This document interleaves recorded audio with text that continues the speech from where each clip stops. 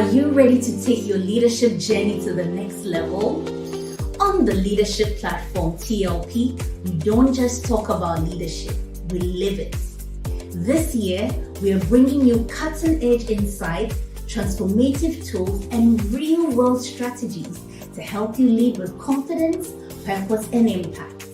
This year, we have 4 seasons with 50 episodes. We will dive into themes such as leading self, leading others, and leading institutions.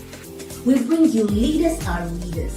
This monthly session focuses on book reviews, discussions, encouraging all participants to read along with selected books on personal leadership and professional leadership. We also have a Time with the CEO. In this segment, we dive into the stories of prominent CEOs who share their insights, lessons learned throughout their leadership journey. We also bring you extraordinary leadership stories, highlighting individuals in our societies who are doing extraordinary things. This segment inspires viewers with real-life examples of leadership in action. We will bring you some brilliant minds, courageous leaders changing the narrative of Africa. We also bring you, finally, the expert-led sessions, which cover a wide range of leadership and personal development topics, providing practical guidance and actionable strategies for personal and professional development. The leadership platform is your go-to space for personal growth, professional breakthroughs, and meaningful connections. I am Joy Bunsu-Schmutz, co-host on TLP, and I will see you every Saturday, 7 p.m. GMT, live on YouTube and Facebook.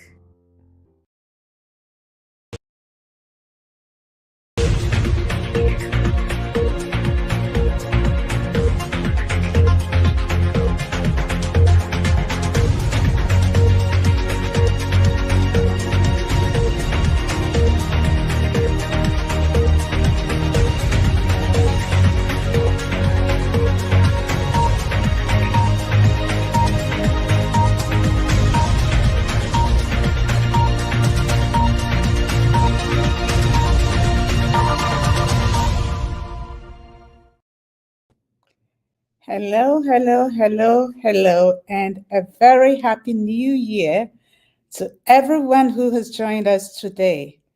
It is a great pleasure to be co-hosting today the first episode for 2025. And I hope you will let us know where you are joining us from. Just put it in the comments and the chat box. Tell us where you're joining us from so we can give you a warm welcome. My name is Sarah Jessie Appiah, and I'm joining you from Geneva, Switzerland.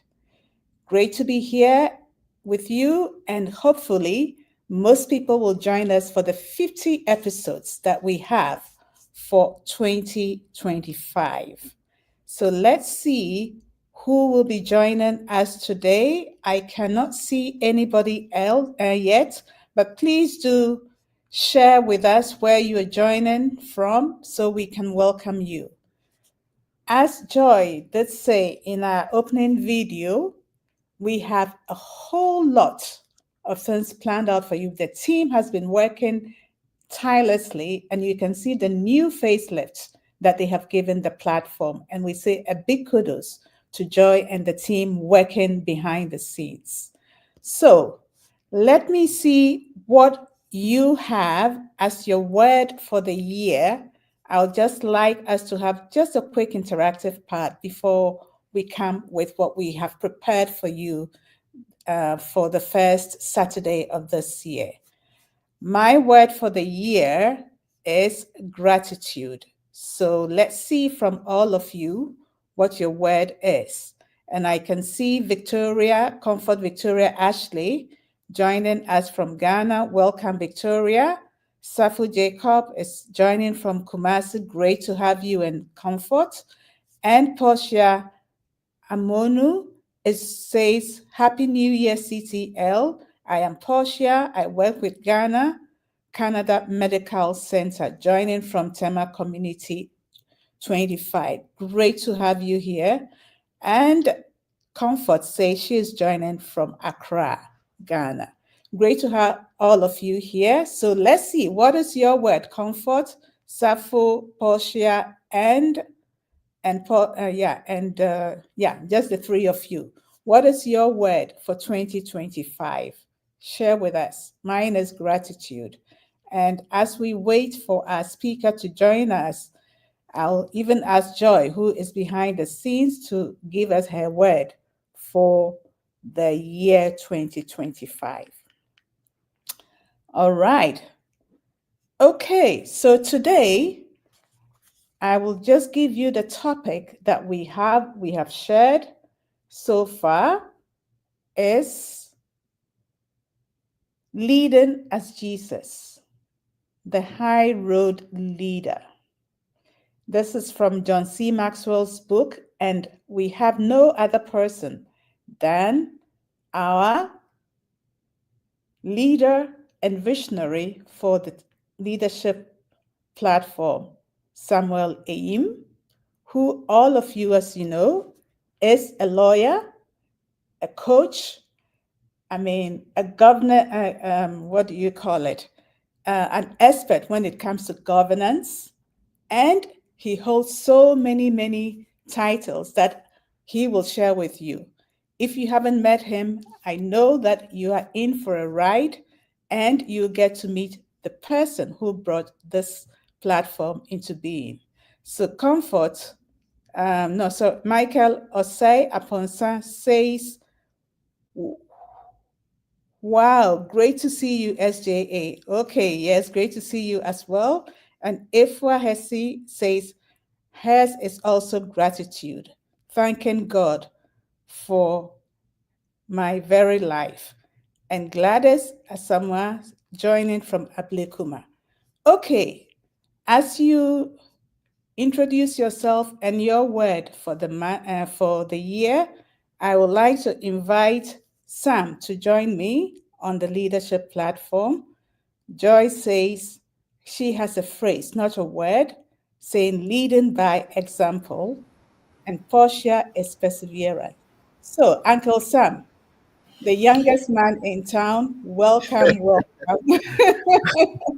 Thank you, Joy. Welcome Yeah, and Happy New Year to Sarah, you. Jesse. Yeah, yeah. Thank you. Great How to is have. Fine. It's very cold, but I'm here.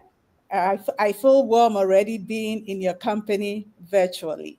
we will So, send you some worms in the Hamatan heat. thank you. Thank you. Great. So, Uncle Sam, welcome to 2025.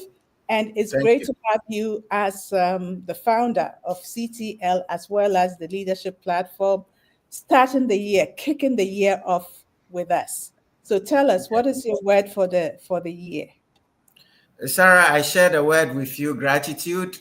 2024 was great. For me, 2024 was amazing. I turned 60, my wife 50. We had been married for 30 years. And we had a nice celebration to thank God. Family and friends were together, and whole family was around. It was a joyous occasion. So the year has ended well, and my heart is just full of grace and gratitude to God for taking care of us. I'm also thankful to the CTL Africa team, including you, Joy, Vivian, um, Hawa, Priscilla, all the other team members who are working behind the scene to bring this platform to us every week. So it's full of joy that we are beginning 2025. Excellent. Thank you. So, without much ado, I would like to say, Uncle Sam, what do you have for us this year, today, apart from the high road leadership? What's the message you want to give to your audience that have been faithful in following you all these years? Well, we want to thank everyone who has been on the platform. For the last 4 or so years, we've been running this platform every week. And there are some people who almost every week are here. And I want to say thank you to all of you who have been on the platform. I want to appreciate those of you who have given us great feedback about how this platform and the other programs we are running are helping you. Our challenge for all of us is this year, let us commit to our personal development and our leadership. We need better leaders more than ever. Africa can afford with more leaders. We need more leaders. We need better leadership in Africa. And if each one of us can commit to lead a bit better every day, like the Japanese say, the Kaizen, just improving our leadership every day, every day, every day. By the end of 2025, Ghana will be a better place, Africa will be a better place, and each one of us would be a better person. So that is my message for 2025 for everybody on this platform. Thank you so much. So that really leads us to what you want to share with us today, the High Road Leader. Over to you. Tell us what High Road Leader is all about, and how can we aspire or even take steps to become High Road Leaders, to lead better. Over to you, Uncle Sam. Thank you so very much, Sarah Jessia Pia, and welcome everybody. And as customary with me with the beginning of the year, I like to share something which is also from my faith.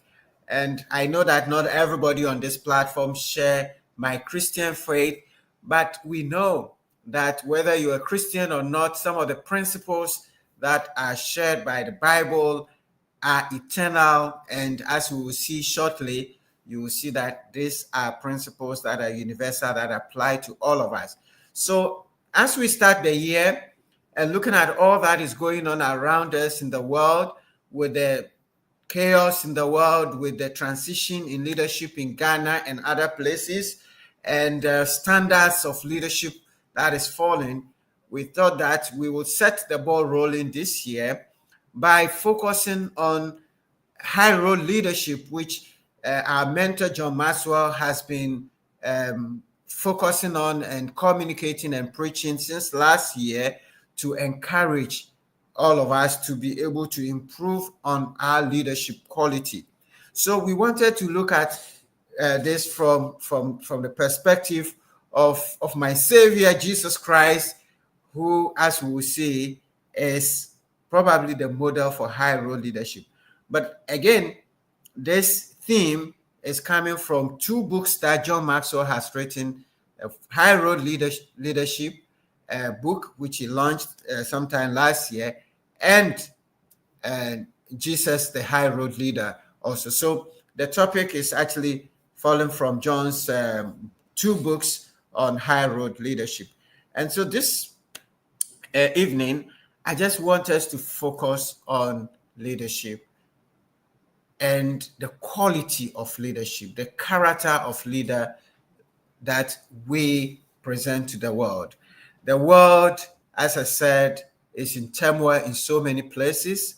We need leadership. And as we said over and over on this platform, everything rises and falls on leadership.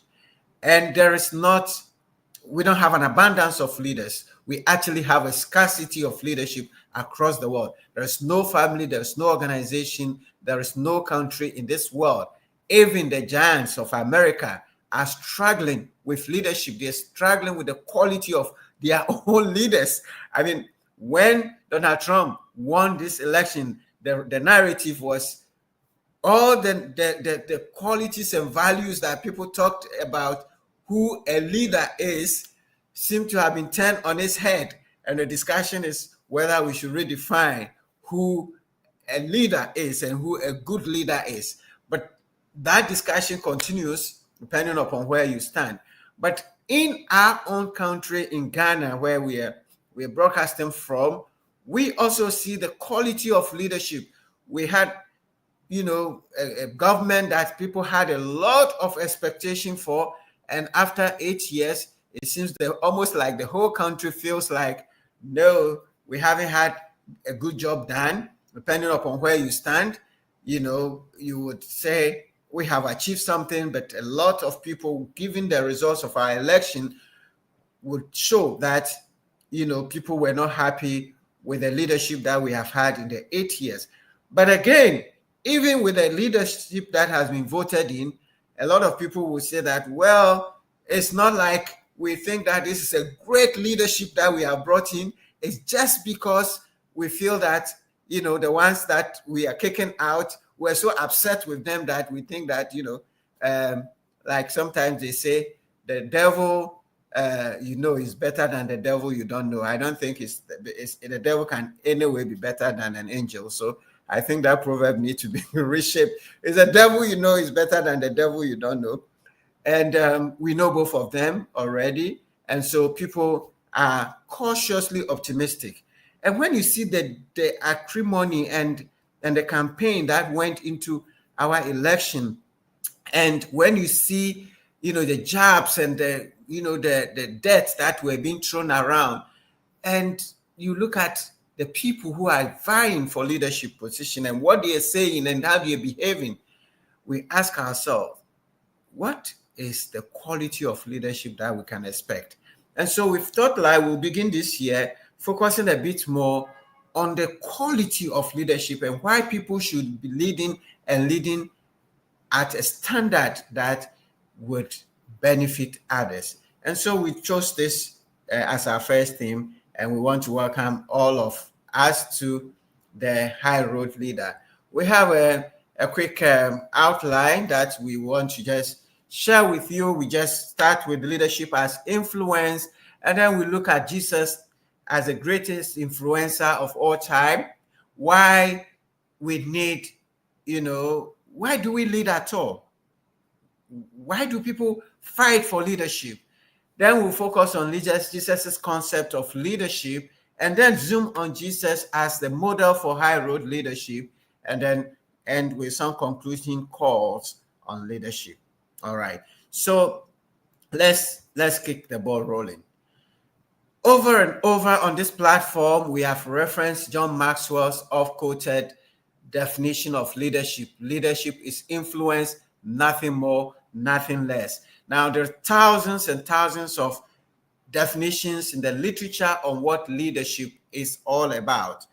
And when you analyze each one of them, you come to the firm conclusion that whether you look at it from the vision perspective, from strategy perspective, from taking people from one place to another, from achieving things, from change perspective, every dimension that you look at leadership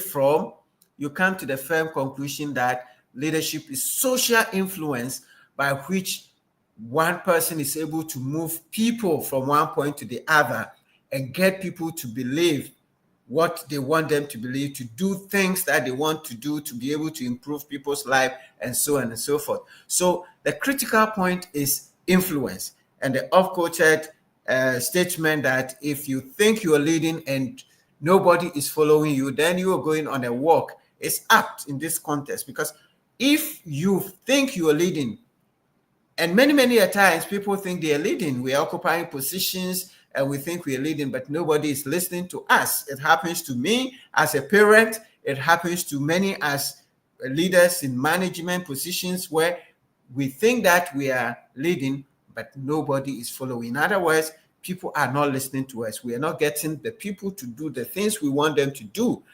That means we've lost the influence. And say all the time, if you had to, for example, reference your title, don't you know that I am the manager, or I'm the husband, I'm the wife, I'm the father, then it's an indication that we're losing our influence. So influence is the key definition around which leadership is built. And each one of us has influence in many ways.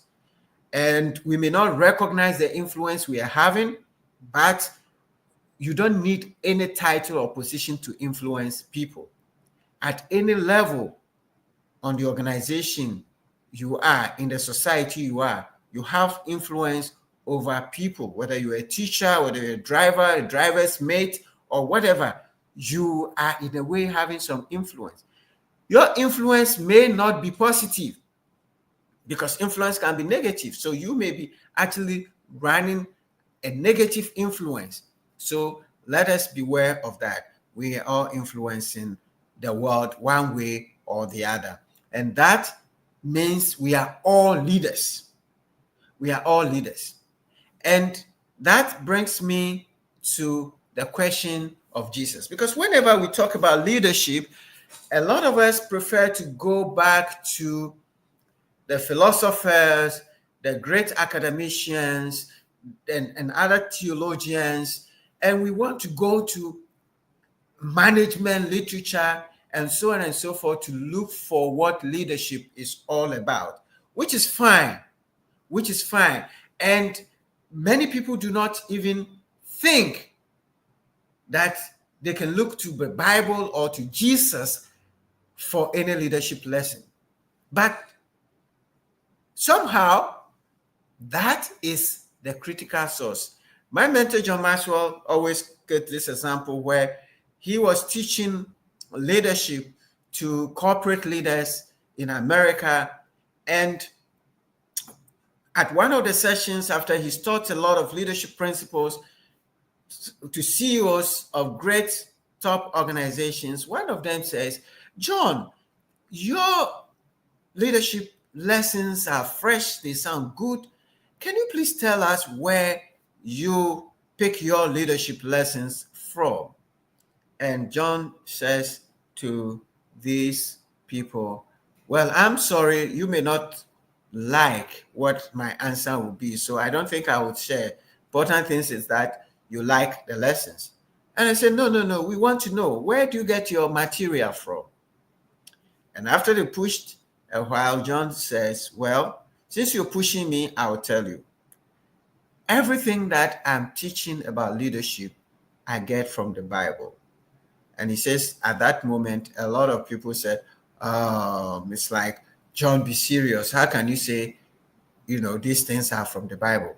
But after engaging with them for a while, they came to appreciate the fact that the Bible can be and is a source of great leadership lessons.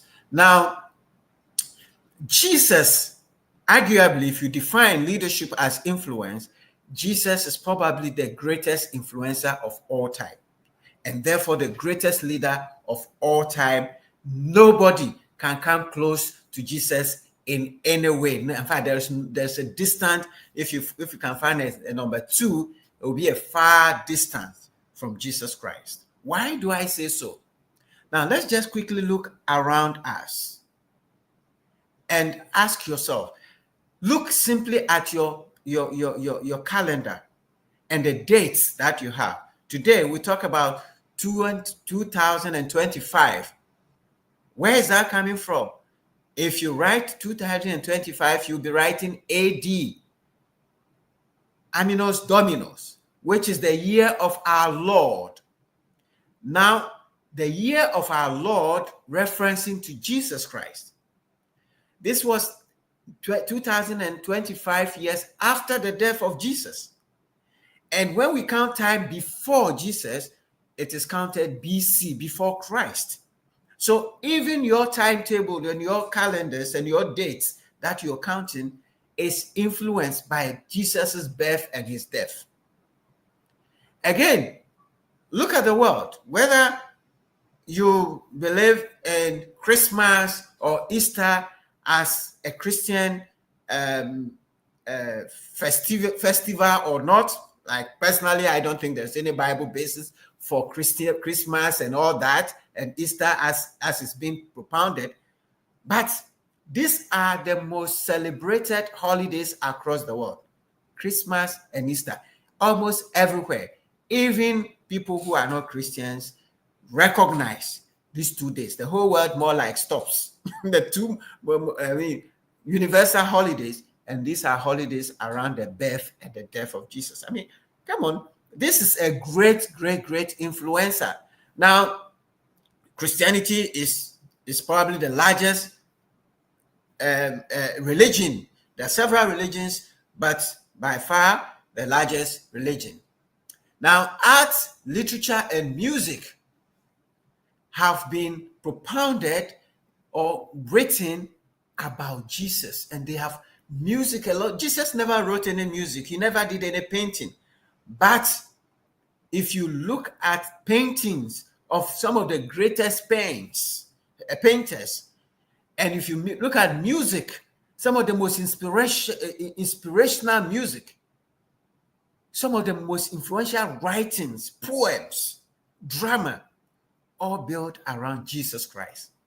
So Jesus is the really greatest influencer. Look at education. Today, even in our own country in Ghana, some of the best schools started as Christian schools. And the very first universities, including Oxford, which is one of the top universities in the world, started as a Christian institution. And many, many, many, many more. The standards of morality, ethics, are all influenced by the teachings of Jesus. So Jesus is arguably the most powerful, most influential leader. So if you're going to talk about leadership at any level, from family, from society, organizations, and if you want to be a leader, you better look at Jesus also. And that is what we want to commend to you this few minutes before us, to begin to look at Jesus Christ as the greatest leader, the source of great leadership lessons and great leadership example that we can pick to improve our leadership 2025 and beyond. All right? Now, why do people lead? Why do people take up leadership positions? And maybe you want to answer that question for yourself. You want to ask yourself, why am I a leader? Look at our politicians. Why do they crisscross the whole country, raising and spending huge sums of money just to be elected member of parliament, just to be elected president of the country? And then after some while, they tell us that, oh, this is, it's a thankless job. Why do they want to be leaders? Why do they want to fight for those positions? Look at your organizations. People, cut people here and there and do all sorts of things to get promotion to positions of leadership. Why? There are two reasons. Studies have shown that there are two motivations why people lead. Because when you talk about leadership, and a lot of the discussions around leadership, we talk about what to do as a leader and maybe how to do. So a lot of the discussions around leadership is around what to do as a leader and how to behave and how to lead and so on and so forth. But the most important question in leadership is not what to do as a leader or how to do as a leader. The most important question is, why do you want to lead? And there are two critical theories, if you want: the responsibility theory and the reward theory. What is the responsibility theory? The responsibility theory is simply that people go into leadership because they feel a sense of responsibility to serve and to be useful and to add and to better the lives of people. And that is the sense of duty that drives them to leadership. The other theory is the reward theory. People go into leadership because they want power, they want the privileges, they want advantages, they want benefits for themselves. And so these are the two forces that push people into leadership. Those who are convinced that they're there to serve and to add value, and those who believe that they need the position of authority for themselves. So in organizations, people want the title of a manager and the position of the manager. Why? Because immediately there'll be a car, immediately there are some allowances, immediately there are some benefits, travels that they couldn't pay for, they can now pay for. They would have, in my previous life, they will have a school fees paid for them, they will have generators in their houses, they would have security in their houses, gardeners. And today in our political circle, look at what you see. In people who are fighting to go to the parliament the next morning, they're driving cars they've never driven in their life before. They are having power. They are even fighting for motorcade ahead of them. Those perks and the privileges is what is driving so many. So these are the two factors that are moving. This is what we call the heart of leadership. the why you're leading. And if you take leadership from that perspective, then the most important person who has an answer to why you should be leading is Jesus Christ. And he gives us the answer and says the most important reason you should be leading should not be the benefits that you get, but the responsibility that you said. And this brings us to Jesus's concept of leadership. Now, and this concept of leadership that Jesus shared, or that we're going to share from here, is the servant leadership concept. Now, Jesus was about to die, and he has told his disciples several times in a few days how he's going to die. And as he kept telling them that he was going to go away, they began arguing among themselves. Now, if Jesus goes away, who's going to take the position? Who's going to be number one? So 2 of the 12, John and James, went to their mother and said, look, our master is going to die. We don't know who is going to succeed him. He hasn't told us who is going to be his successor yet. But we think that if you go to tell him and plead with him, he will make us his successor. So go and ask for us. So the mother goes to Jesus with John and James and asks Jesus, I just have a little request. Jesus will say, okay, lady, what is your request? Well, you see, James and John, these are my sons. They've served you for all these 3 years. And so I want you to make them your right-hand man and your left-hand man. Put one on your right and one on your left. In other words, I want you to make them your successor. And Jesus asked this woman and in effect, James and John, whether they are able to bear the responsibility that he bears. Oh, they say, oh yeah, we will do it. But obviously what they were looking for was not the responsibility. They were looking for the perks. So Jesus says, well, obviously you are looking at the world and the people in the world and how they lord it over others. And they exercise power and authority and benefits and privileges. And that is what you're asking. And Jesus says, not so with you. If you're going to be my follower, that is not the style of leadership that I want from you. The leadership that I want from you, a person who wants to lead, must be a servant. And then he says, he who wants to be great must be a slave. Now, I'm sure these people were like, are you kidding me? Me that want to be the leader should be the servant? Well, maybe servant, yes. But a slave? No way. Now, there and then, Jesus set out his concept of what leadership is all about. Leadership is about service. And when Jesus says he's a slave, what does a slave do? A slave obeys the master. It gives the instructions. And that Jesus was communicating that whoever is in authority should understand that there's somebody who is superior, who is his master. And here, that is God. God is the one who gives power and authority. And you cannot lead if you're not going to obey the instructions of God, because leadership is given by God. And that Jesus set out. And he didn't end there. He then established this family with his disciples. When he was going to have the Last Supper with them, Jesus here demonstrated what he means by leadership is service and slavery. They've walked all day and they've gone to the upper room, sit down for supper. And by the tradition, every house you go, there must be a servant in front of the gate to wash the feet. They have rented this house apparently, and nobody was prepared to wash their feet.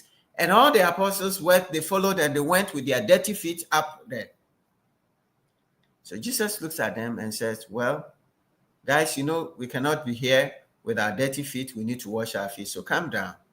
He takes a basin and say, come and let me wash your feet. And the apostles were shocked. Peter in particular says, no, you're not going to wash my feet. Jesus says, well, if I don't wash your feet, then you're not part of my ministry. And she said, okay, if that is it, then wash. So Jesus washes the feet of the apostles, and then he tells them, you see, I have washed your feet. Me you call Lord and teacher, I have come so low to wash your feet. You should go and do likewise. This is what it means to be a leadership. And he says, verily I tell you, no servant is greater than his master. Me, your master, I have done this for you. Go and wash the feet of others. So this is the leadership model that Jesus presents to us, the servant leadership. And Jesus is not just, was not just like he was theorizing, but he throughout his life, Jesus. And we're going to just share a few of how Jesus demonstrated this leadership, the servant leadership philosophy that Jesus shared.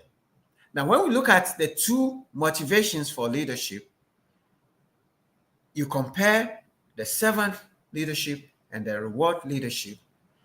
The servant leader sacrifices for others. And that's exactly what Jesus did.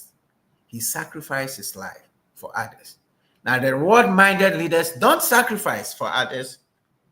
They want to be served. They want to lord it over. Now, the servant leaders is always trying to make others look good, whereas the reward leaders want to look good. So if you're a leader, a servant leader, you want to make people look good and feel good about themselves, not about you. But the people who are looking for reward, they want the perks, they want to look good. People work for you, and then they go and present it for themselves without recognizing the contribution of others. Servant leaders find approval from God. That is what Jesus meant. As a servant leader, you should be a slave to God. You should obey God. But the reward-minded leaders want approval from their own performance and from others. They are looking at somebody's approval. No, true servant leaders understand that the authority comes from God. And servant leaders like the hard truth, feedback. But when your focus is not service, but on reward, you only want positive feedback. That is why our politicians get surprised when they lose elections so massively, because every day they are being told they are doing great, everything is fine, you are the greatest leader of all time, you've done more than any other leader in this world, you are the great. And that's all they want to hear. And those who are saying, no, watch, things are not going well, they are the enemy, they are the opposition, they are the Jezebels and the Satans of this world, and they will write them off. They don't want to listen to them. But true servant leaders, because they know that they are here for service, they come with humility. And that is exactly what Jesus did. The Bible in Philippians says that Jesus, although was in the same position as God, did not attach himself to that position. He humbled himself and took on the position of a human being so that he can serve us as human beings. He can be a model and example for us. And that's what true leaders do. If you want people to move from one place to another, you want to be able to go to their level. You don't want to be above them. You want to be at their level so you can understand their challenges. But what do our reward leaders do? They immediately we appoint them leaders. They move out of the communities. They go and live in the best places. They drive the best cars. They fly first class. And they overnight, their life change and they forget about the conditions of the people. because they elevate themselves above us. But no, servant leaders keep with the people. Jesus came, walked, and took on the nature of a human being so that he can understand our problems. If you're a leader and you don't come down to understand the challenges of your people, you will not be able to serve them and you will not be able to lead them well. So Jesus, as a servant leader, did exactly that. And that is what he demonstrated fully for us to be able to understand what the leadership of I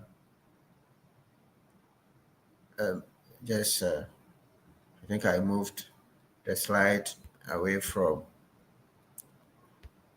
Okay, so that is what Jesus did. Now we're going to share a few other things that Jesus did to show how servant leadership did.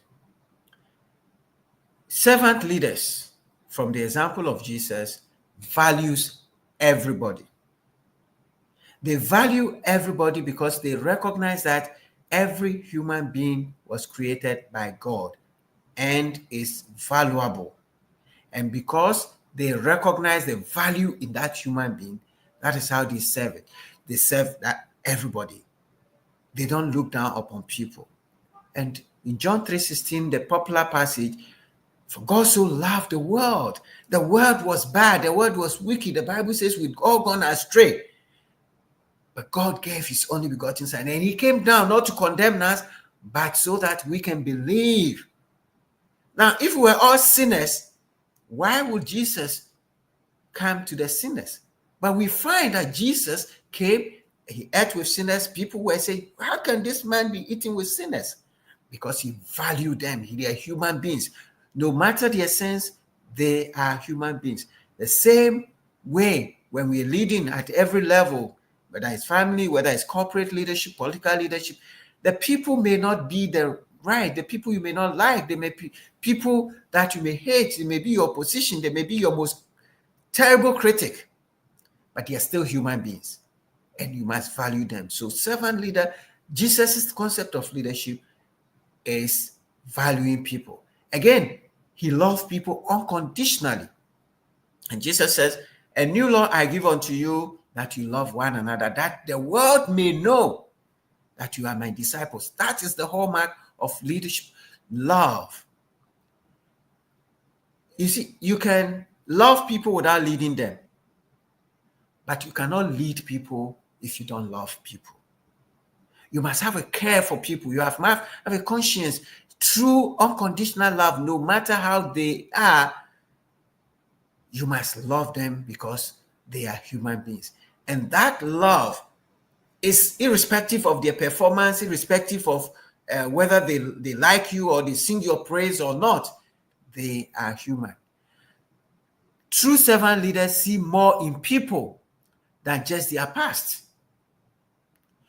And when Jesus was calling his disciples, he called somebody like Matthew, who was a tax collector. And in those days, the tax collectors had a very bad reputation. They had very bad reputation. And people were like, how can you call tax collectors into your team? The past and whatever they have done was not important to Jesus. Jesus was looking more into what Matthew can do. So he's looking beyond their past. We as leaders, whether corporate leaders, should be able to look at people beyond their immediate present and the past, and to be able to look into what they can provide and what contribution they can make if we can serve them and bring them and polish them up and become better leaders. Servant leader like Jesus as a model, what he did was he cared for the sick, he cared for he was a shepherd, the people that were lost. That is what he came from. As leaders in corporate life, the people that are below, that are down, that are trodden. I remember when I was in corporate life, I used to fight. People say, oh, bonus should just be given to the top 5 people. That's the seniors. Why? The seniors already get better pay. But no, they don't want to give bonuses to the juniors. The same with our political leaders. Article 71 in Ghana is said to be, is supposed to be just privileges for the people who are in high position, because they wrote the constitution and they wrote it for themselves, gave themselves packages. And the people who are downtrodden, they don't care about them. The people who are on the street, they don't care about them. They just drive past with sirens. That is low road leadership, my brothers and my friends. That is low road. High road leadership that Jesus led and epitomized and models cares for those who are weak, the vulnerable, the destitute, the orphans. That's what leadership is about. The weak should be taken care of. And high road leadership see the big picture. In the whole mission of Jesus was talking about the kingdom of God, the big picture. And that is what motivates him to bring everybody into the kingdom. So when you look at the big picture of your organization, the big picture of your family, the big picture of this country, we should be able to bring everybody on board. That means that every member of this society, of our country, is part and parcel of this community, and we should be able to accept everybody, because the country Ghana is bigger than one party, is bigger than one parliamentarians, one tribe, one ethnic group or another. We should look at the big picture, and that is exactly what Jesus teaches and did. And one more thing about high road leadership of Jesus Christ: Jesus did not keep scores. Now we see sometimes in our political leadership, people are very vindictive. People actually kill their opponents. They eliminate people who they see as their enemies and opponents. This is very, very low road leadership. They will do everything to bring them down. In corporate life, some people will do everything to bring others down so they can get positions. They'll go and tell all sort of falsehood about their colleagues so that their boss can have a very bad image. That is low road leadership. Jesus says, no, that is not what true leadership, servant leadership is about. Now, when you look at Jesus and how he treated his disciples, you will see Peter in particular went to Jesus and said, look, now it's difficult. How many times should I forgive people who offend me? Jesus says, well, you want to know? 7 times 7 times 7. So Peter was, can you say that again? How many times should I forgive? Was it one, twice? He says, no, it's not once, it's not twice. 7 times 7 times 7. Just Peter and co were like, now this is tough. But Jesus demonstrated that. Peter denied Jesus 3 times. But when he resurrected and the women went to see Jesus, Jesus said, send them a message. He says, go and tell the disciples and Peter. Now, you would have thought that this man who had denied you 3 times, at the point you're going to be killed, you say, Peter? No, go and tell the others, not Peter. But Jesus said, no, go to Peter. And when Peter came to him, he says, Peter, do you love me? Jesus came to his level, forgave him, and embraced him. So that is what high road leadership is about. People may offend you in your corporate life. People may offend you in your personal life. Remember, everywhere you are leading, you are having influence. So this is not just for political leadership or corporate chief executives and CEOs and managers and everything, but all of us. And we, in particular Christians, we are supposed to lead our lives at a high road, because that is what Jesus epitomized. And if in 2025, in our leadership at every level, we can lead like Jesus, and we can take the high road in our leadership, and we can value people and respect people and have empathy and support people and bring them up, And if we can lead because we have a responsibility to serve and not because of what we are getting from it, this is going to change our world significantly. This is going to change our world significantly. So, my friends, our call for you this year is to embrace the high road leadership. High road leaders bring people together, as John Maxwell would say. They value all people, not just good people, not the people that they like, not the people they know, not the people from their own families, not the people from their ethnic group. And as our political leaders, our new political leaders in Ghana are coming, my call to them is bring people together.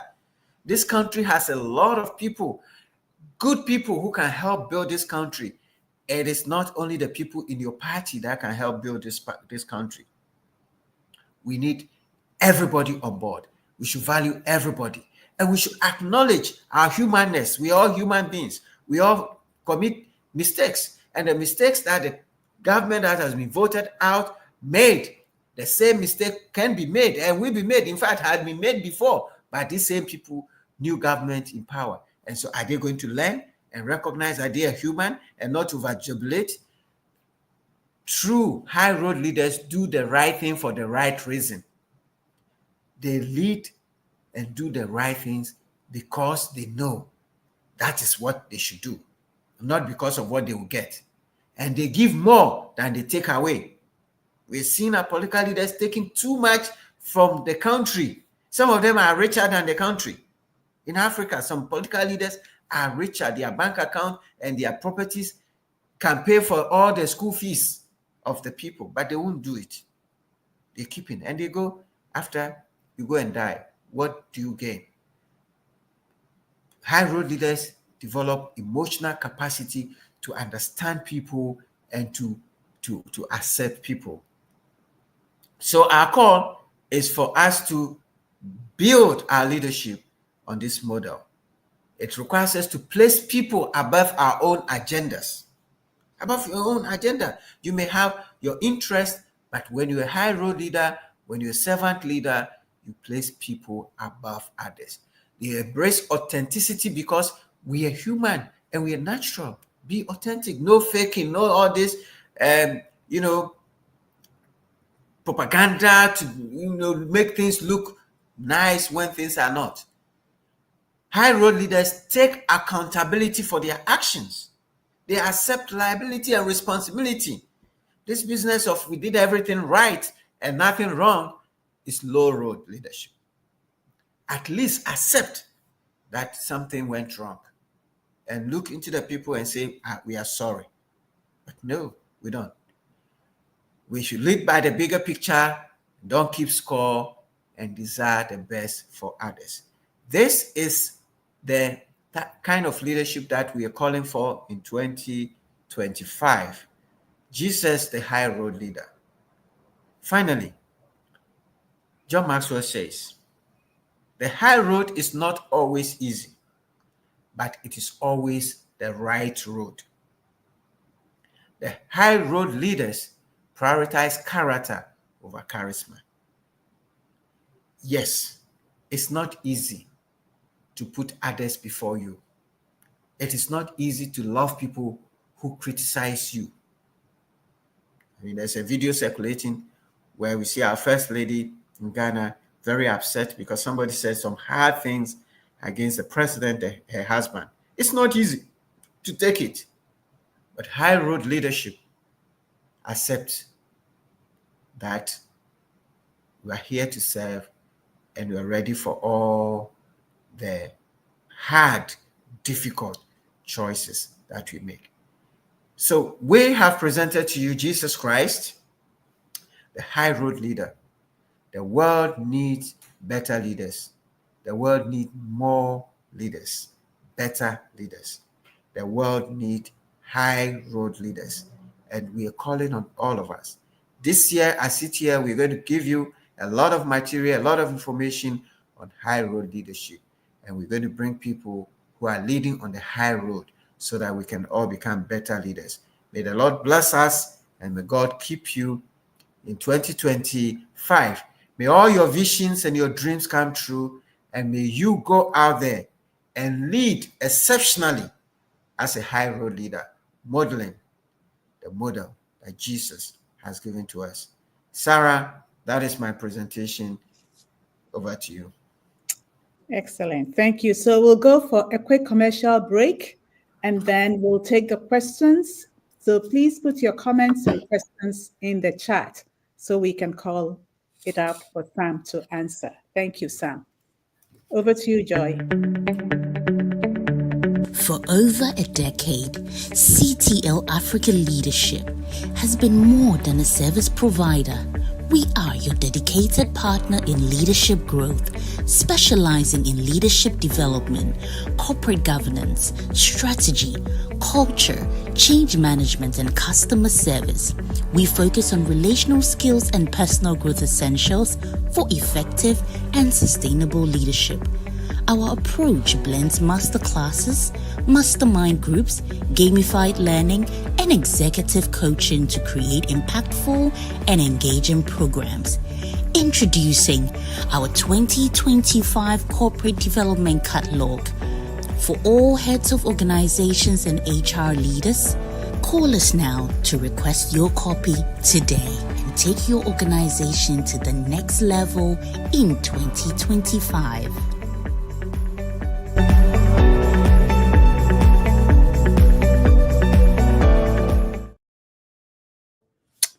Excellent.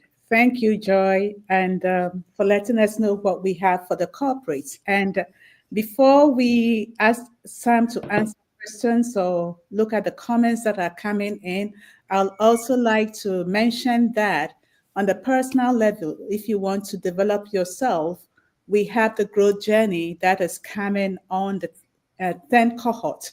It's going to be this starting of this month. And you have 10% discount if you do sign up before the 15th of January. So please do so. Another thing that we do have is the Laws of Leadership. This is for people who have already gone through the growth journey. That is also available if you want to move to the next level. So do contact CTL Africa, and we'll be happy to sign you up.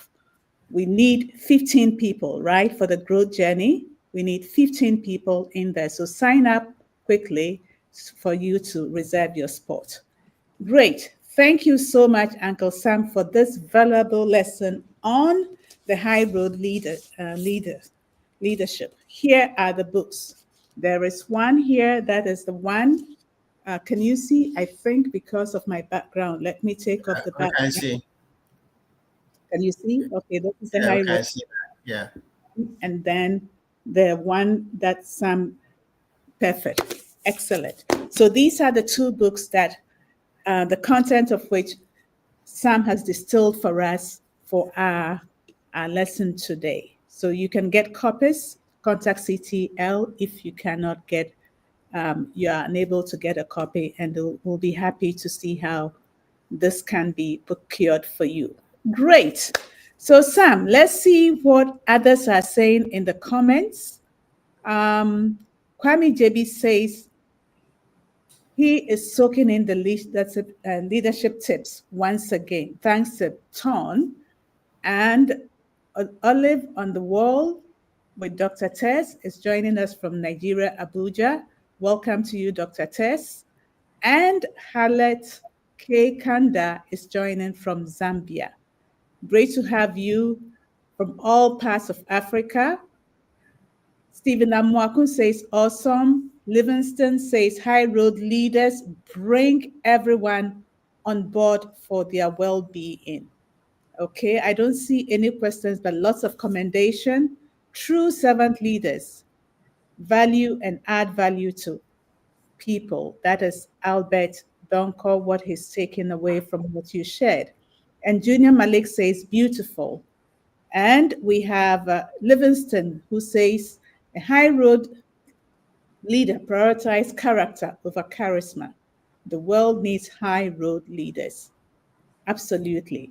And Dorothy, thanks so much for the wonderful message. I have learned a lot. Great. So people are learning. And Nana Kofi, great lesson. Thanks, Mr. Aim. Dr. Tess, question. This is the first question that is coming up. Sam, if you could note it. Can someone with a widespread negative influence be considered a leader? Okay, that's the first question. Let's see whether there are others that are coming up. So that's the first question. And okay, let's see. I don't see any questions. Let's see. Comfort says leading as a servant is difficult. How do you overcome these difficulties?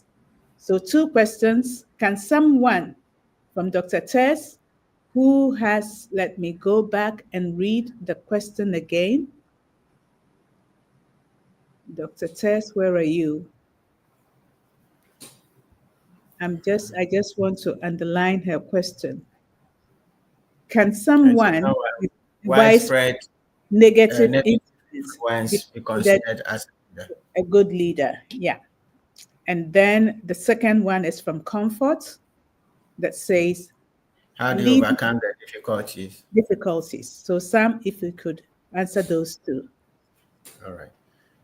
Okay, so Dr. Tess, well, I think that what the discussion that goes on in leadership classrooms is questions like, is Osama bin Laden a leader?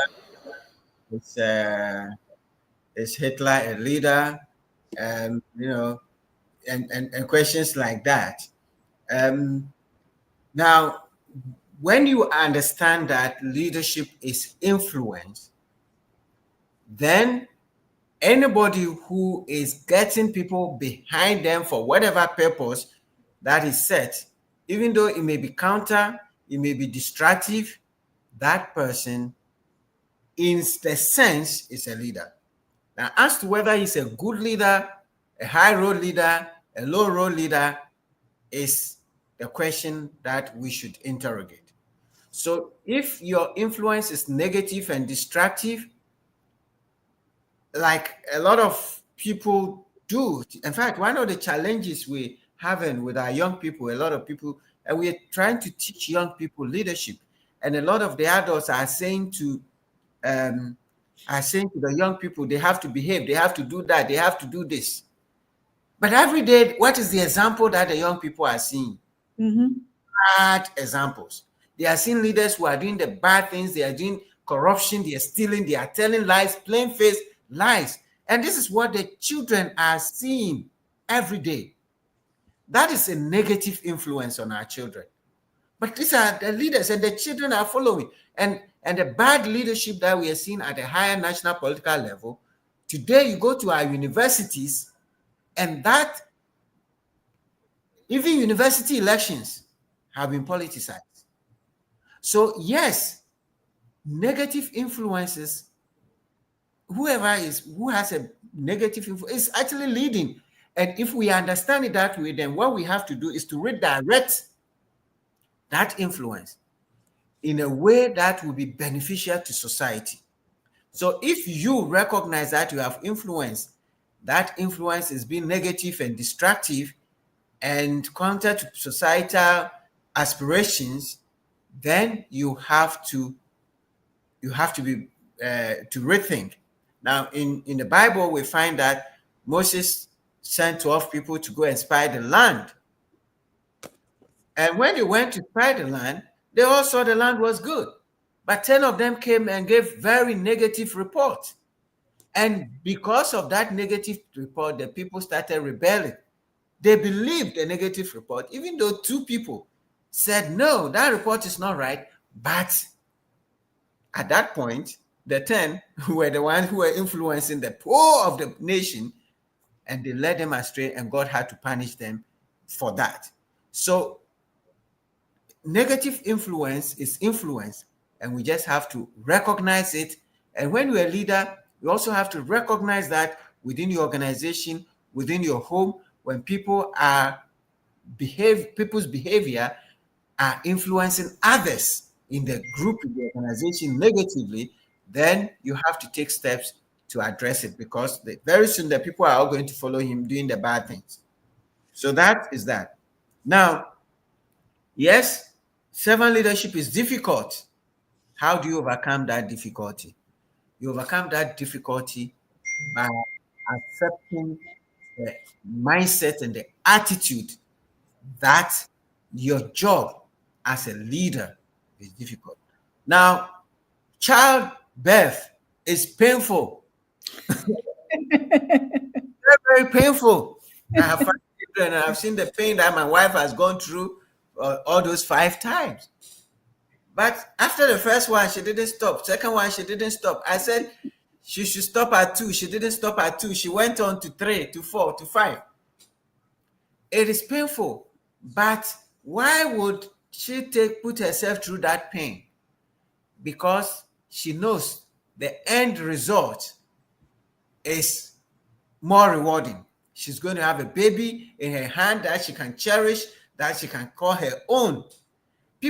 Women have opportunity to adopt women, but they still want to carry the baby in their womb, feel the pain, go through the labor and deliver, and they feel that having gone through that painful experience, they can enjoy.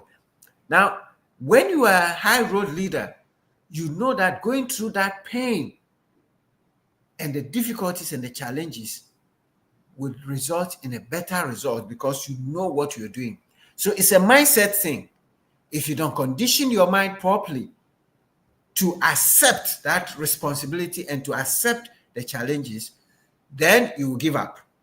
Okay, so that is in my view, the way to overcome the challenges is to recondition our mindset and to look at the end results of high road leadership, the benefits it brings, the rewards it brings to other people, lifting everybody. Jesus had to go on the cross. It was painful. At one point, he was crying, "Father, why have thou forsaken me?" But he knew that without the cross, there'll be no salvation. So that is what I would say to Comfort's question and about the difficulty of high road leadership. Sarah, thank you. Okay, excellent. Can you hear me? Yeah, I can hear you. Cool. Okay. Excellent. So, Sam, what I'm hearing you say is that when it comes to leadership, it's like a spectrum, right? Yeah. A spectrum, you have the negative side, you have the positive side, and you have to regulate to see whether you're going on the negative side or the positive, and see which one really influences the people that you lead. Yeah. Right. And also, the difficulties, we have to have the end in mind, like Stephen Covey says, have the end in mind. This is where I want to go. Who do you want to become at the end of your leadership? And work backwards to ensure that you are able to contain the leadership. Thank you so much. Mm-hmm. The difficulties, sorry. Okay, so I can't see any more questions, but Sam, just one question from me. Normally, in our culture, it's difficult to give feedback to our leaders.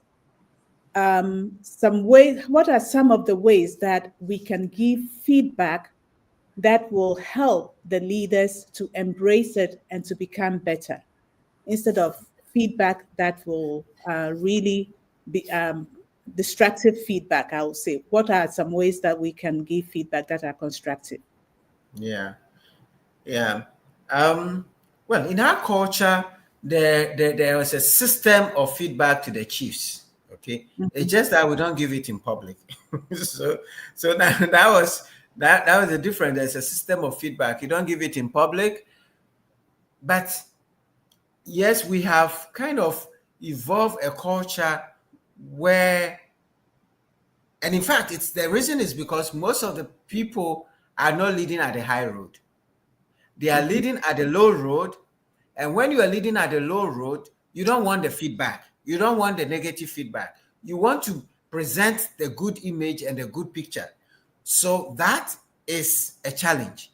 Now we need to begin to help our people to bring themselves down. Now, when I was in corporate, and And I've been in boardroom all the time. I've worked for several CEOs. One of the things I did for my CEOs was to find a good opportunity to give them the feedback. So when you want to give feedback to your seniors, you don't go into the general meeting when, everybody's in the meeting and you are going to say, boss, you do this. You embarrass the boss. And remember, not many of our bosses are high road leaders. So they may not take it that kindly. And they're going to kill you because they are low road leaders. It's not the right thing to do, but they're good. So you have to find a better way. And the better way is usually to go to them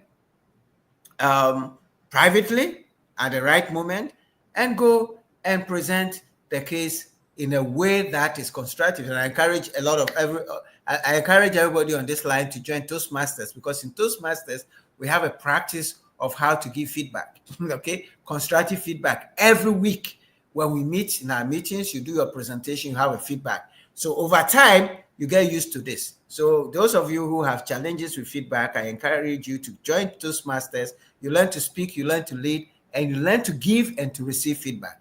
But one way is to give the feedback constructively. You tell the people what is good about what you're doing. Because a lot of the time we give the feedback, we don't recognize the positives. So great feedback starts with recognizing what is great and a recommendation of what can be improved. Instead of just going back and this is wrong, that is wrong, that is wrong, that is wrong, you go like, you did this great. This is going well. And that's what I used to do for my leaders. I go to them. In fact, some of them were very difficult situation. I went to them. I said, boss, I can see you have great vision for this organization. You've done that. You're doing this, you're doing this. This is great. And everybody applauds you. And I think this is a good example for us. And you want to take us to this far. But I can see A, B, C, D, that would be derailing that objective. And I think if we can find a way to address this, and I'll come in with some suggestions of how we can do it, then it will be good. So when you are going to give a feedback, come with the positive, come with suggestions on how things can be improved, and also bring it into the big picture and understand that that person is also human. Okay, so that is what I would say to that question. Thank you very much. Thank you, Uncle Sam.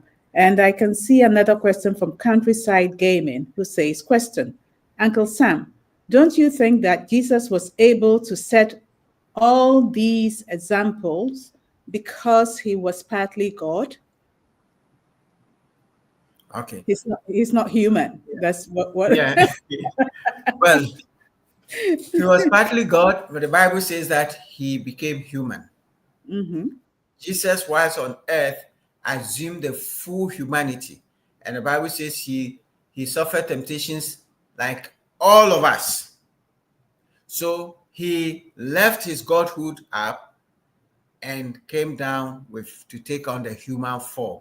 So whilst he was on earth, he was pure human. He was hungry, he cried, he expressed all the emotions, the pains, and the things that we go through. And that is, he did that as an example for us. So he was able to do because he was willing to assume that position of human. But he didn't have to. He didn't. He could have just taken his God position and stayed there. But he left his godhood and came down as a human being, lived among us, experienced all the challenges, and he did it. So yes, you can say he did that, but we also have some godhood in us. God has breathed his godness in us. That's one of the things that we sometimes don't appreciate. God breathed into us his nature. We are made in the image of God. Every human being is made in the image of God, and the goodness of God is in all of us.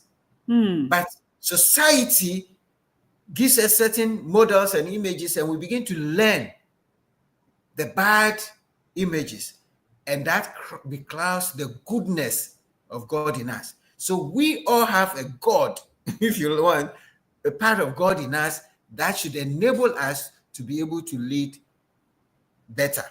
Okay, so I have a belief that we are generally human beings are good.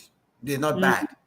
Okay, and we can do the right thing and we can do good, but we also, because of our socialization, can also do very, very bad things, and we need to minimize the bad things and lift up the good ones.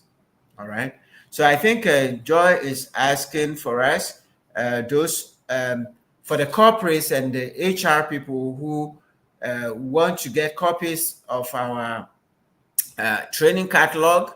The number to call, I think, is 055 666 7718.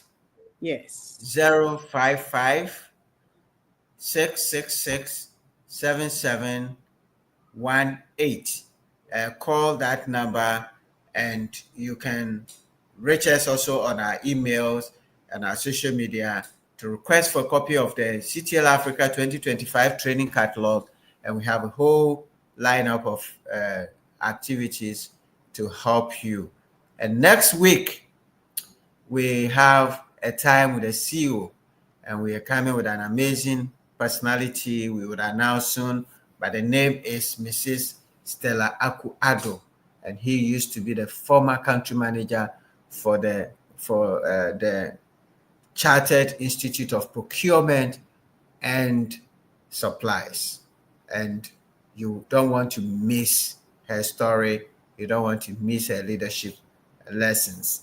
So next week, a time with the CEO with Mrs. Stella Aku-Addo. All right, good.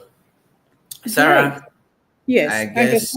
Yeah, thank you so much for taking us through these lessons and setting us up for our leadership journey for 2025. It's been an amazing time, and I guess I don't see any more questions or comments in the chat box, and therefore we may call it a night.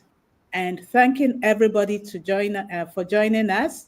We'll be here, as Uncle Sam said, next week at 7 o'clock GMT, 8 o'clock, I guess, 8 o'clock WAT, that is West Africa time, and 21 hours, that is those of us who are beyond.